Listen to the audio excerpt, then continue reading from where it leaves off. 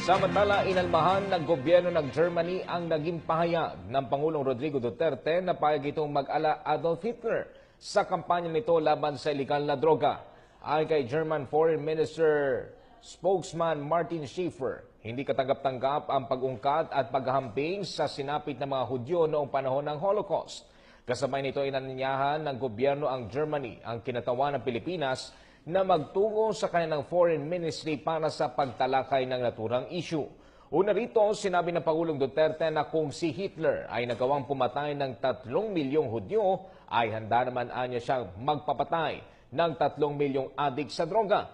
Tugon ito ng Pangulong Duterte sa mga naghahambing sa kanya kay Hitler dahil sa pinag-iiting na kampanya kontra ilegal na droga. Sa 3 buwang panunungkulan ng Pangulong Duterte, aabot na sa mahigit 3,000 katao ang napapatay dahil sa ilegal na droga.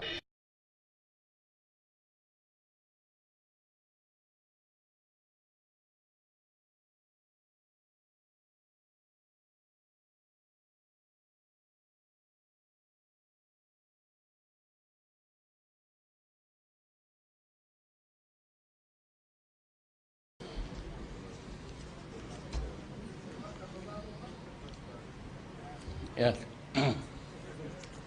Salamat po. Colleagues in the government, mga kababayan, good morning. I returned today from a productive official visit to the Socialist Republic of Vietnam. My trip to Hanoi was another step forward in further solidifying the valuable ties between our nations and peoples.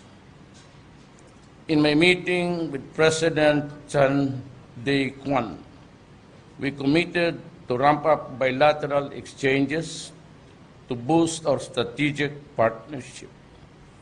We agreed to increase exchanges between our officials and peoples and establish a six-year action plan starting 2017 for the implementation of activities in the areas of common interest. We have also agreed to increase the volume and achieve a more balanced trade and investment. We will enhance the investment environment to make it more conducive for businesses in both countries to flourish. Aside from identifying new avenues of defense cooperation, we further agreed to strengthen existing maritime cooperation mechanisms. We will adopt measures to ensure the safety and security of fishermen from both countries. We will explore ways to intensify law enforcement cooperation against transnational crime, including the illegal drugs trade. We recognize that sustained economic growth and development rides on the back of a stable and secure environment. We reaffirm the commitment to maintaining and promoting peace, security, stability, safety, and freedom of navigation and overflight, as well as unimpeded commerce in the region, particularly in the South China Sea. We called for a peaceful resolution of disputes, including full respect for legal and diplomatic processes, self-restraint in the conduct of activities without resorting to a threat or use of force, in accordance with the universally recognized principles of international law under the 1982 UNCLOS. We are nations for peace. We will continue to be so. A peaceful region is what we owe as a legacy to our succeeding generations.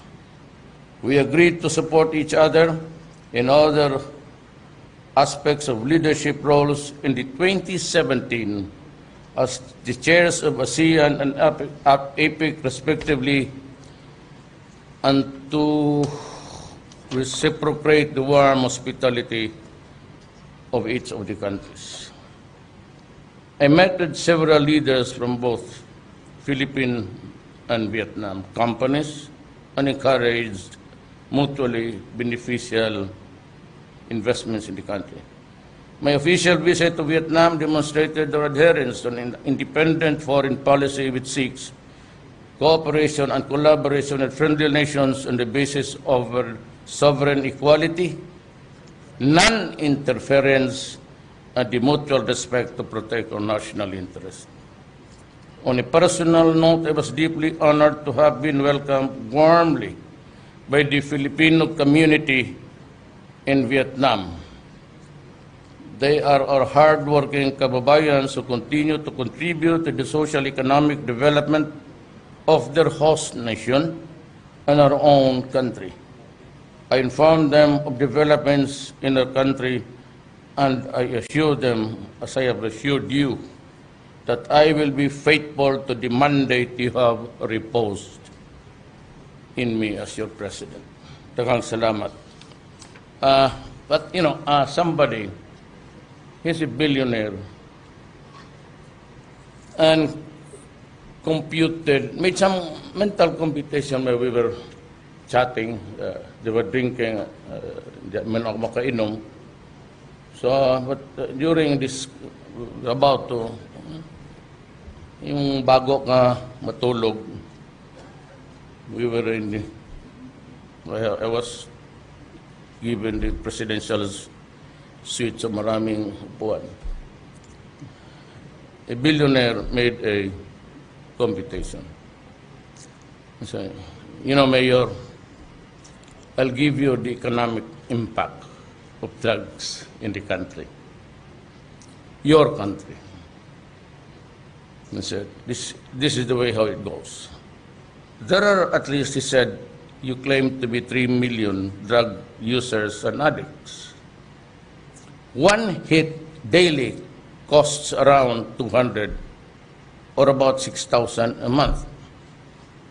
If these users and addicts use drugs on a daily basis, that's about 18 billion a month, or around 216 billion a year. Otherwise, his money would go to food, education, health.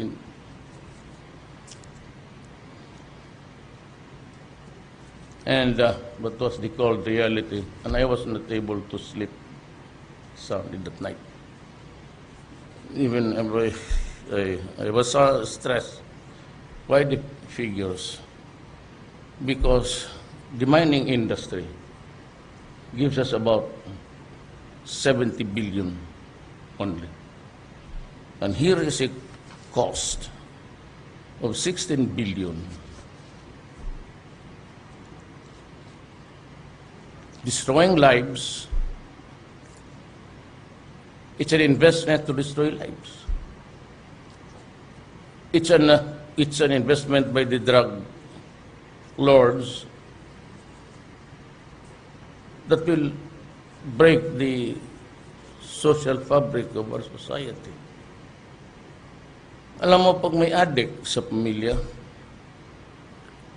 pag mayroon na magnakaw ng mga bagay-bagay, na mga ipagbili na yung mga kotse kung saan-saan, and pag wala na, they go into crime.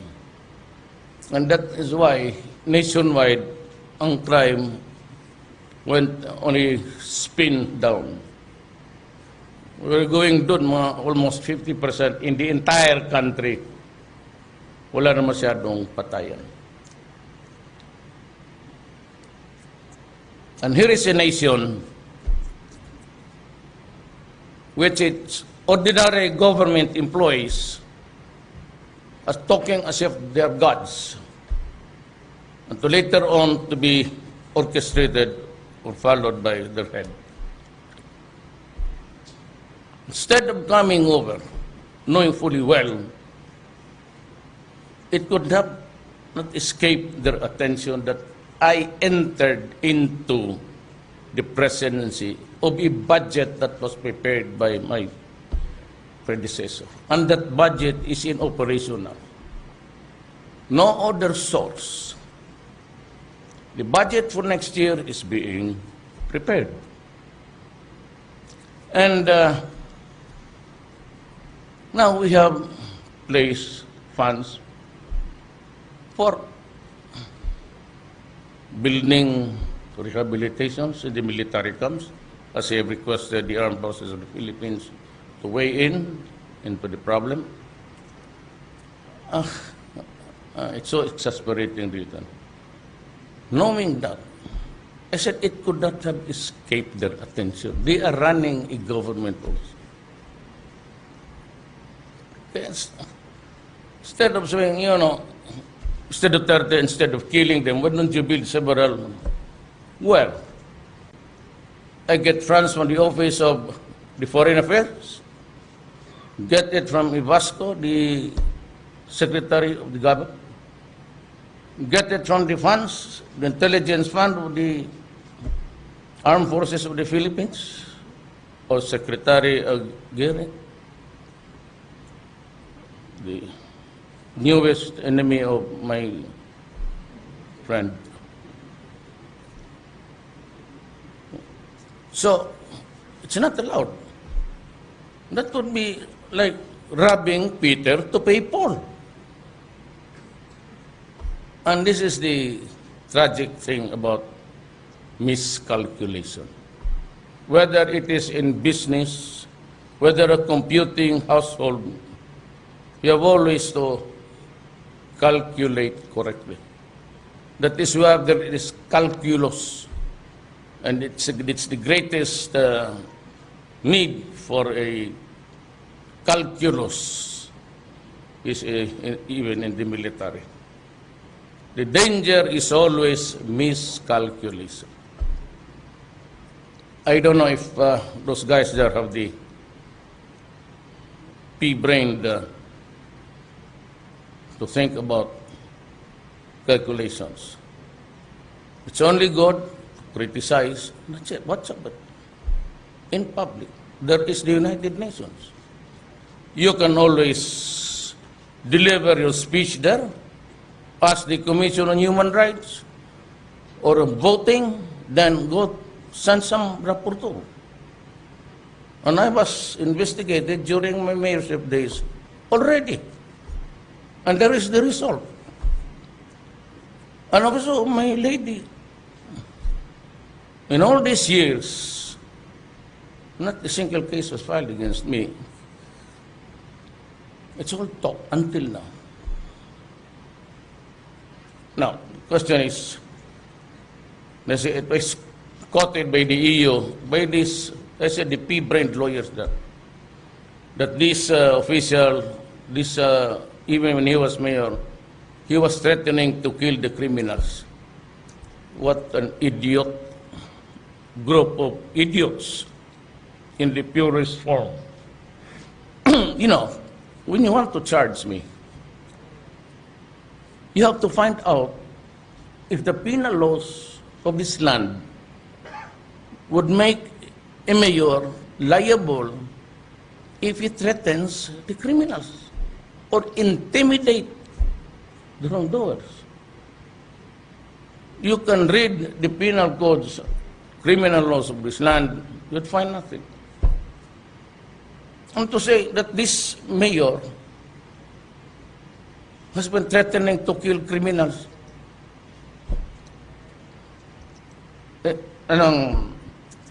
kaya kung ikaw nandito, bakit hindi ka magmumura? You are portrayed or pictured to be a cousin of Hitler, and yet do not even bother to find out, to investigate if that. To imagine that I will be facing and even the International Court for Genocide. Hindi pa naman kabalbagan ang mga... Ikaw daw, presidente ka tapos ganunin ka. It was of course all right when I was mayor. Because then, that would be about just the minuscule of the affairs of the humanity. in this planet. But when I am the president, and the terrorists get, bitter and stupid, you put all the Filipinos, especially outside, you put them to shame. Okay lang sa akin, sanay ako sa politika eh. Lahat ng kababuyan dumating na sa aking buhay. Pero itong mga ganito, ako, look, kayong US, EU, you can call me anything.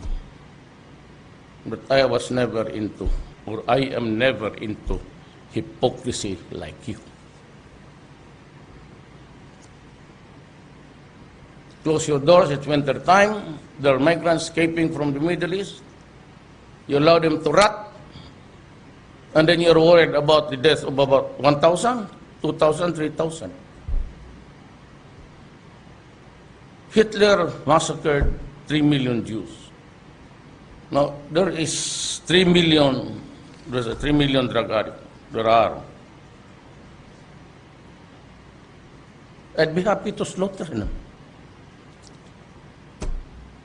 At least, if Germany had Hitler, the Philippines would have, but, my victims, I would like to be all criminals to finish the problem of my country and save the next generation from perdition. Salamat po.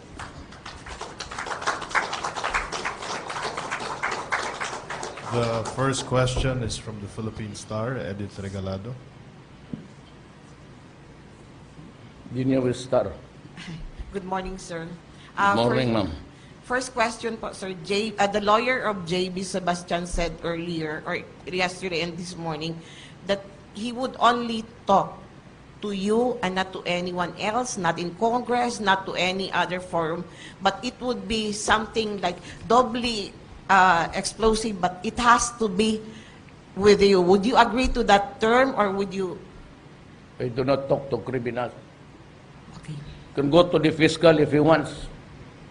Or maybe write a letter to Secretary Yasay, if that is a feasible. What? He has a problem now?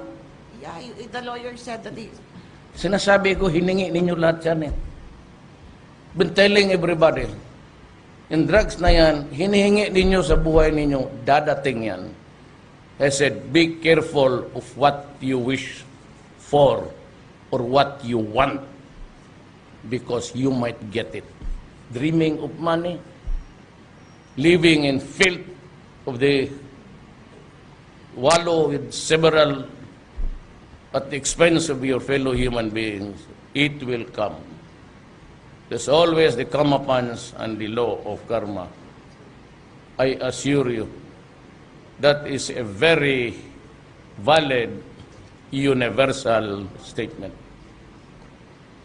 Sir, you mentioned earlier that in your visit to Vietnam, the WPS, the West Philippine Sea issue, was also discussed. Yes. Could we, I don't know if it's possible, but even further details pa kung pwede? Further details in your talk with the Prime Minister? No, some of them are not for public use. Because I talked to several set of officers, the ruling chairman of the party, Yeah. It's party first, then the government. I talked to the president and to the prime minister. Yes. Some are, points is that what I've said. It's a general, it has been repeated several times already. But if you want to know about what happened, what transpired in our talks, I'm sorry, I cannot divulge it all, because I do not have the authority from them. And besides, put it in a correct perspective, serving the nation's respective interests. Thank you, sir.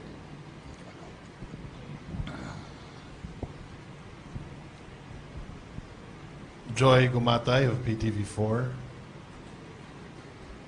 Good morning, sir. Ay, buntag man. We believe in your advocacy, sir, that you want to promote not just drug-free Philippines, but drug-free ASEAN community. Therefore, I would like to ask, sir, what's the response or promised commitment of Vietnam with this particular advocacy, sir? Sila yung una nga eh. So I was just figuring out how to get rid of this 3 million.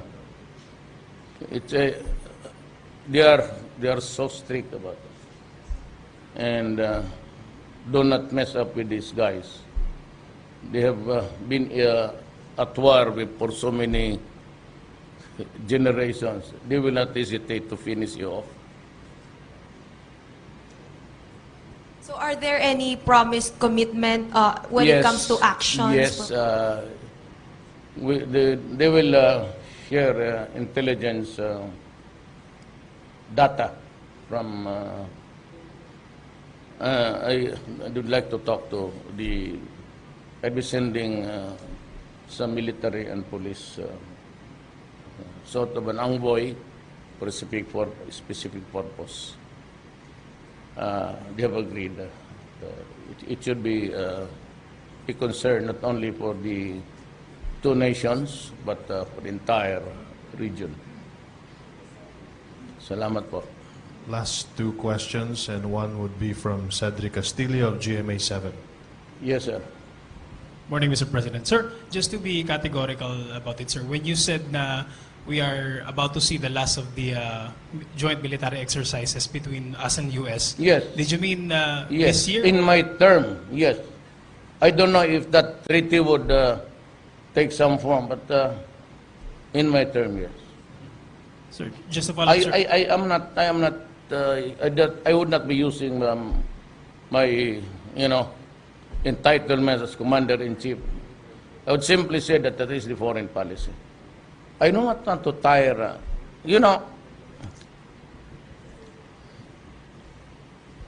There is a joint, and you can ask the military. They ask for a joint maneuvers operations. And yet, there is no capability between the weapons and the armaments they use, and even in the communication. Walang capability yan. It's all soiled and soiled clothes. Well, they do not share. As I said, sabi nila, bugok bro ako kasi hindi ko alam that the jets were made in Korea. Correct, but that was outsourcing. Kanina rin yan. Magbili ka ng rubber shoes doon, it's made in China. But the owner of the trademark, you cannot buy the planes there without the blessings of. And mayroon tayo, bumili nga ang tatlo. Sabi ko nga noon, huwag kayong magalit. The armed forces, do not be disappointed. Because may aeroplano tayo, hindi naman tayo pinagbibilihan ng. Don't allow us to buy the missiles. So, what would be the point of ceremonial? Good. I agree. We should have two. Okay na yan sa akin. Para ceremonial. For ceremony only. Yung prangka-prangkahan tayo dito. Walang, I said, I do not want to be hypocrite. You can call me, but I do not want to be a pretentious leader. Yung Diyos natin, wala yan. And A-50, it's what's made in Korea. I said it was owned by them.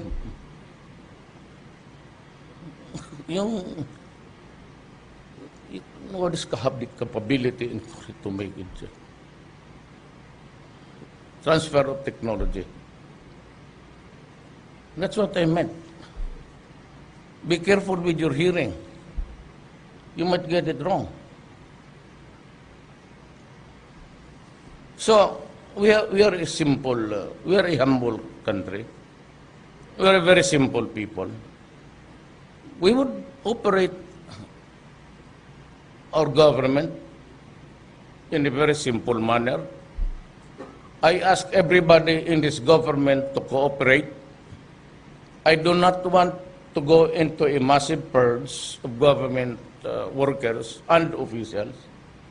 Please do not tempt me to do it because sinabi ko, ayaw ko ng graft and corruption. Especially money that's intended, yung mga, well, I'm not attributing it to anybody, to the poor, to the farmers, na hindi mag-abot. O down the line, yung mga loans nila, minus dyan sa nag-facilitate, they get nothing at the end, the bottom. Skip that. I will really skin you alive. I'm warning those in government. I promise the people a clean government. Huwag ninyong akong hiyain. Karamihan yan, regulatory boards and agencies. LFTRB, well, of course, with the advent new leaders there. But kayong, I have nothing, that's why I choose Gerald Galvante. Why? Because I had an occasion to work with him here. He was the RD for some time. And Attorney Delgra, also a worthy son of a worthy father. Lahat yung mga regulatory, lahat, and medicines and all, do not commit the mistake. I will read your name in public and will ask you to resign. Pag ayaw mo mag-resign, ibulong kita doon sa mga adik na, yun ang nag-squeal sa iyo. Okay, good. Do not force me to place you in a very uncomfortable and awkward position. Listen to me now. Wala kang eskapo. My mandate is for 6 years. In the fullness of God's time, if He'll make me alive, and you're a corrupt, kaya mo na dumaan na yun. Those were the days when everybody was on the take, everybody would, nandiyan sa custom, may bagong tao dyan.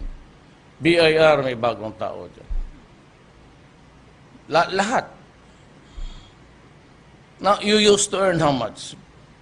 Millions? But okay, this time, just keep safe. And if that is not enough, if there's a salary that will be forced to, go to the office and you earn only that much, okay, you resign. Total, meron, you've had your fill all these years. Kayong nasa, alam mo na, BIR, tapos yung customs noon, you've had your fill. Tama na yun. Yung importation na sa bigas, kota-kota. I've lost along the way several friends now. Do not, huwag kang pumunta sa akin and start to defense. I leave it to Secretary Lorenzana. I am not a technical man. Do not come to me to make a whisper here on them. And besides, Lorenzana would not follow me if I give him a wrong order. Huwag kayong pumunta sa I've lost 2. Ayaw na nila kung pati. I don't give it down. I don't give it down. If I lose a friend, I lose you, fine. This is not my property. This is not my hacienda. Lahat. Police, military, civilian employees. Wala masyadong problema. Not because you're here, but you do not go out of the camp unless you are ordered by the camp commander to go out. But the police, they go out every day reporting for duties. And I know that the salary is really terribly, terribly low. That's why I am insisting that by next year, yung dublado na sweldo ng military police tapos na. I cannot operate a government with a corrupt police. I cannot run a government with a corrupt bureaucracy. I do not want to fail on a promise. One of the things that we discussed in the transact business is, would there be corruption and all of these things, because we have been known for that? I said no. I assure you, do not even give me the name of the complainant. Just let me know and I will take him out. Pinag-usapan na yung matagal. Doing business. There are also newfound billionaires there interested in coming. But we have heard so much about corruption in the Philippines, how hard it is to get the papers. Each department now, nothing of the past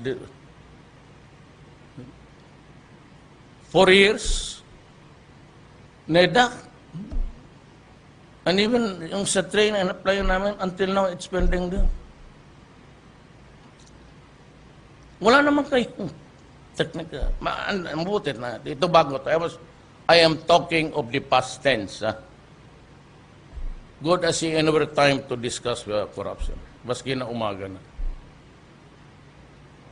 Wala naman kayong technical. There's no technical office in that NEDA.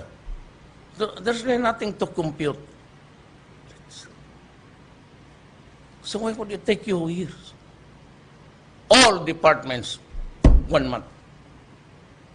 Down the line, local governments, issuance of licenses, permits, police clearance, fiscal, court, 3 days. 3 days that yan, down the line, from the office of the president down to the barangay. 3 days. After 3 days, labas mo. Denied? What for? Why? Kung nandyan, release ninyo. Now, I'm addressing myself to the people of the Philippines.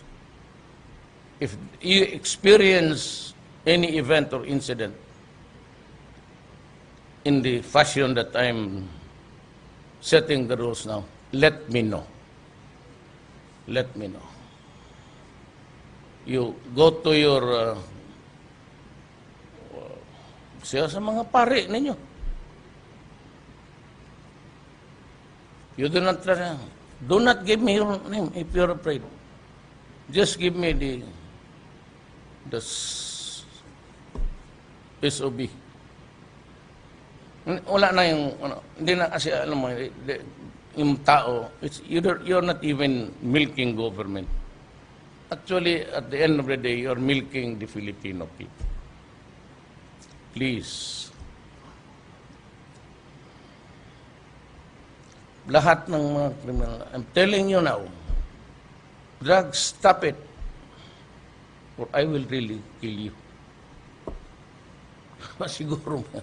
Di ba ka-problema ka man, huwag kang pumunta ka. You ask for it, if you want, you bring your secret to your grave.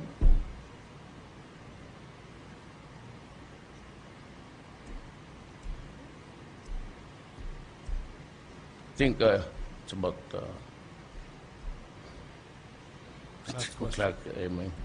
is there any question? Yeah. Last question from Ruth Dumandan of RGMA. Hi, Mayor. On the death of Senator Miriam Defensor Santiago, we just want to hear your message, and if you could Yes, share like, with us to- a little, how do you remember the senator? But first, I would like to express my deepest condolences. I grieve with the family, with Narciso, the husband, si Benji, used to be a general of the Armed Forces of the Philippines. And to the children, I share your grief, and if I'd be back on time, I'd like to visit the wake. We have lost a leader. the colorful language also of, and above all, yung utak niya. We have lost one good guy in our government. Mana? Is there? Come na. Breakfast na lang tayo sa baba pagkatapos. Ayan o. Fair is fair. I'll give everyone space.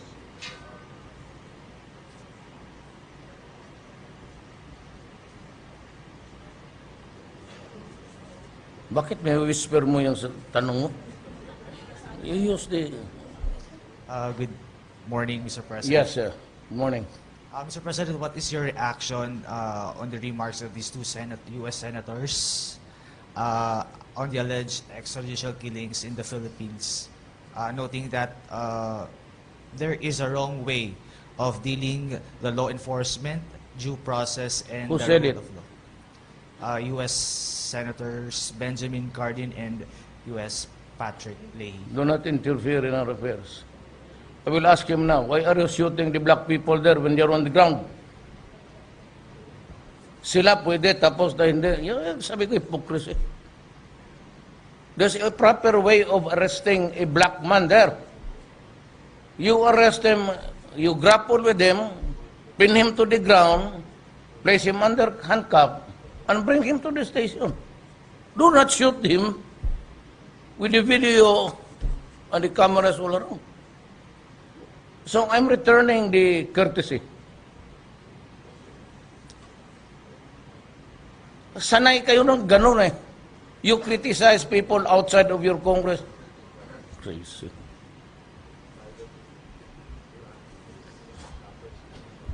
So, they went to Iraq.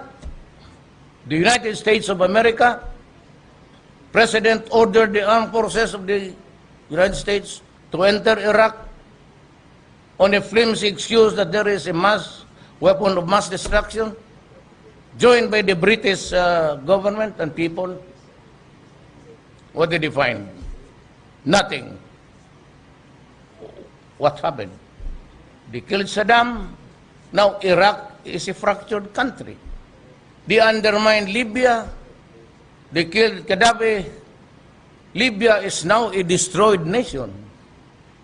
They wanted Assad out, but Assad was being supported by China and Russia. So until now, they're slaughtering civilians. Who gets the honor? I said, let us. I would like to appeal, and answering the two senators, I'd like to the government of the United States, stop this hypocrisy game, and we're all right. Stop being hypocrites. Do not pretend to be the moral conscience of the world.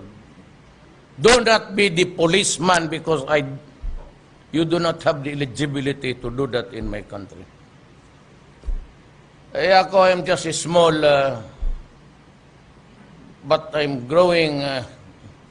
Everybody wants to have picture with me because they say, you're the only one who can bullshit them. Of course I will. Thank you.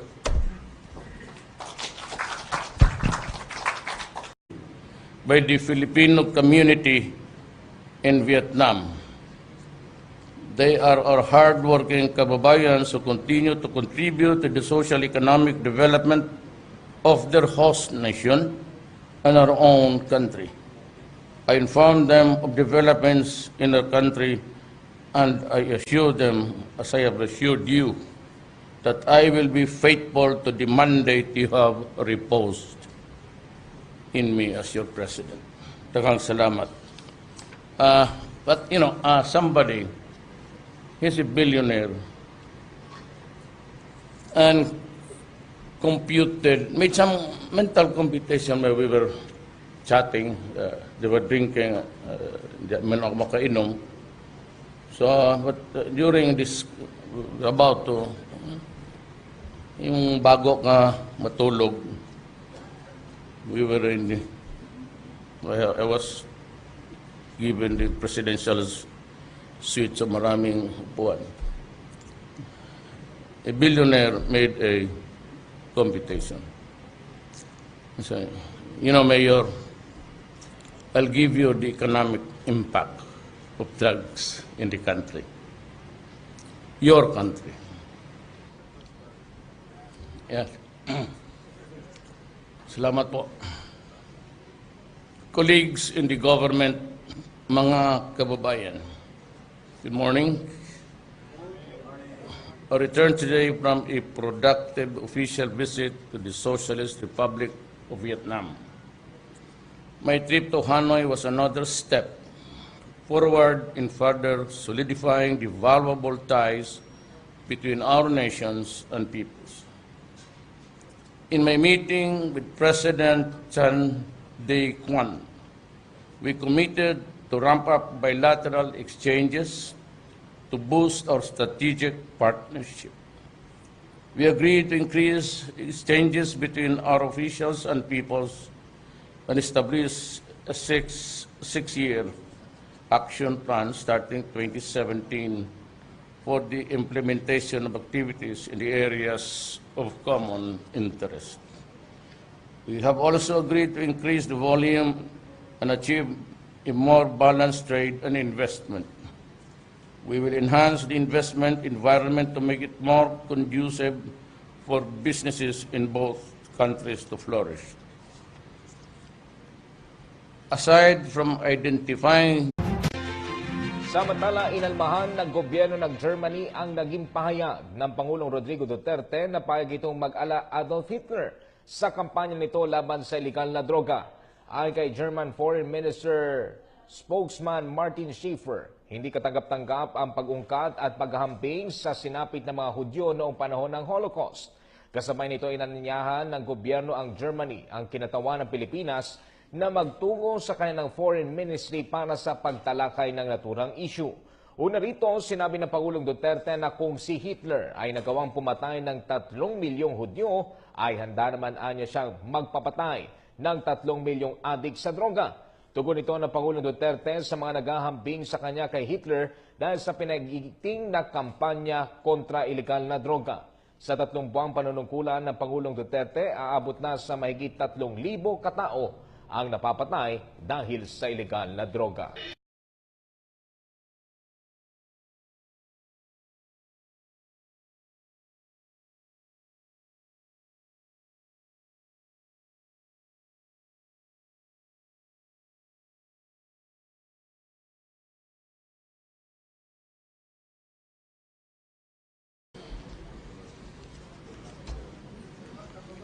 Recognized principles of international law under the 1982 UNCLOS. We are nations for peace. We will continue to be so. A peaceful region is what we owe as a legacy to our succeeding generations. We agreed to support each other in other aspects of leadership roles in the 2017 as the chairs of ASEAN and APEC respectively, and to reciprocate the warm hospitality of each of the countries. I met with several leaders from both Philippines and Vietnam companies and encouraged mutually beneficial investments in the country. My official visit to Vietnam demonstrated their adherence to an independent foreign policy which seeks cooperation and collaboration with friendly nations on the basis of sovereign equality, non-interference, and the mutual respect to protect our national interests. On a personal note, I was deeply honored to have been welcomed warmly. New avenues of defense cooperation. We further agreed to strengthen existing maritime cooperation mechanisms. We will adopt measures to ensure the safety and security of fishermen from both countries. We will explore ways to intensify law enforcement cooperation against transnational crime, including the illegal drugs trade. We recognize that sustained economic growth and development rides on the back of a stable and secure environment. We reaffirm the commitment to maintaining and promoting peace, security, stability, safety, and freedom of navigation and overflight, as well as unimpeded commerce in the region, particularly in the South China Sea. We called for a peaceful resolution of disputes, including full respect for legal and diplomatic processes, self-restraint in the conduct of activities without resorting to a threat or use of force, in accordance with the universal